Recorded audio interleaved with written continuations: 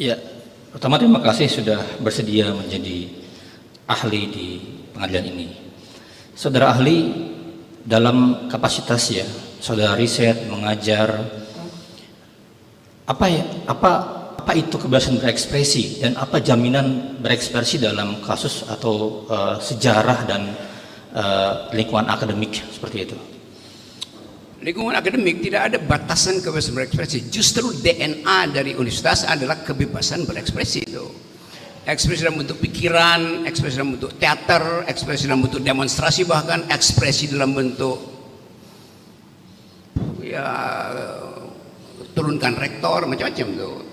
Dan saya kira di dalam dunia kampus justru dimungkinkan atau dianjurkan untuk bebas berekspresi dan bertengkar secara akademik tuh. Hal yang paling, coba saya terangkan sesuatu peristiwa ya, supaya dapat gambaran. Lemhanas itu kebanyakan diduduki oleh kursi kelasnya, diduduki oleh para yang ingin naik pangkat jadi jenderal tuh. Satu waktu saya mengajar di Seskogap TNI di Bandung, Jalan Gatot Subroto itu. Saya lagi menerangkan tentang global human rights problem. Tiba-tiba seorang kolonel mahasiswa saya diangkat tangan. Dia bilang begini, Pak Rocky, Anda mengajar filsafat? Ya betul. Terangkan pada saya apa pembenaran filosofi untuk suatu tindakan kudeta. Anda bayangkan tuh, kolonel bertanya tentang kudeta.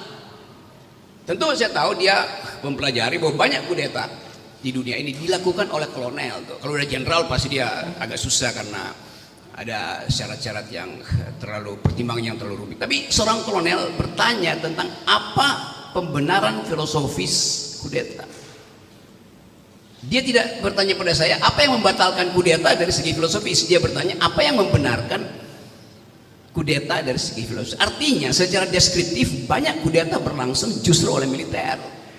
Lalu dia cari keterangan, nah, kenapa dimungkinkan kudeta itu dari segi filosofis itu. Di samping saya ketua programnya pada waktu itu kayaknya marinir bintang 3. Saya tanya sama dia, Pak bagaimana kalau pertanyaan semacam itu? Karena saya anggap ini pertama kali saya ditanya untuk hal yang pasti kontroversial tuh.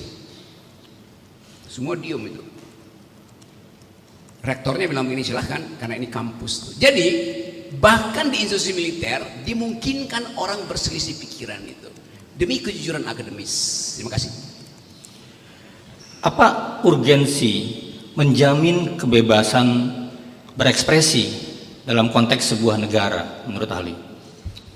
Saya dulu pernah mengajar teori tentang apa dasarnya kita harus memperbanyak liberalisme, memperbanyak kebebasan itu. Karena dulu ada buku ditulis oleh seorang perempuan filsuf namanya Judith Sklar itu. Bukunya judulnya Liberalism of Fear itu. Isi buku itu menerangkan mengapa diperlukan kebebasan berpikir, berbicara. Karena kita karena kita kelebihan fear. Jadi dalam masyarakat di mana kecemasan itu menghantui semua individu, disitulah diperlukan jaminan terhadap kebebasan bicara, kebebasan hati nurani minimal. Nah, Judith Sklar ini seorang yang mengamati problem-problem kebebasan berbicara sepanjang periode otoritarianisme, fasisme itu. Jadi dia mengambil kesimpulan bahwa bukan karena kebebasan berbicara itu, atau bukan hanya karena kebebasan berbicara itu hak asasi manusia diberikan oleh Tuhan, oleh alam semesta, tapi karena keadaan masyarakat yang ketakutan, fearfulness, maka diperlukan freedom of speech itu.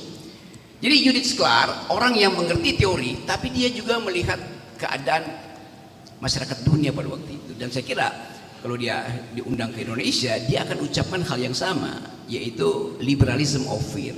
Jadi kebebasan yang dasarnya bukan sekedar hukum alam, tetapi fakta real, yaitu di sudut-sudut kota, di gang-gang sempit, di hutan-hutan sawit, di tempat-tempat buruh berdemonstrasi, di situ ada ketakutan. Karena itu diperlukan jaminan kebebasan berbicara.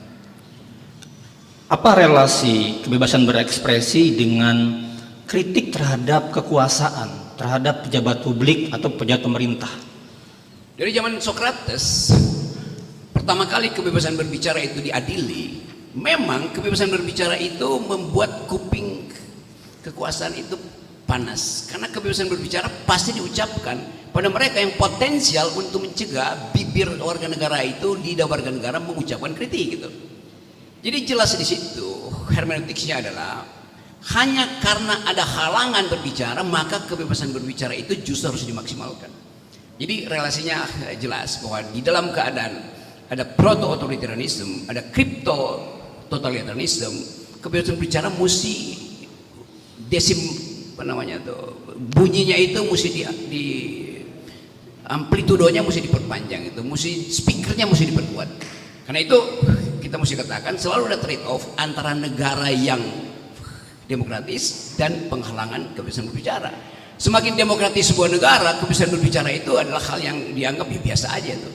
Tapi kita tahu bahwa konteks kita hari ini justru terbalik, ada demokrasi, ada reformasi, tapi kebebasan berbicara justru terhalang.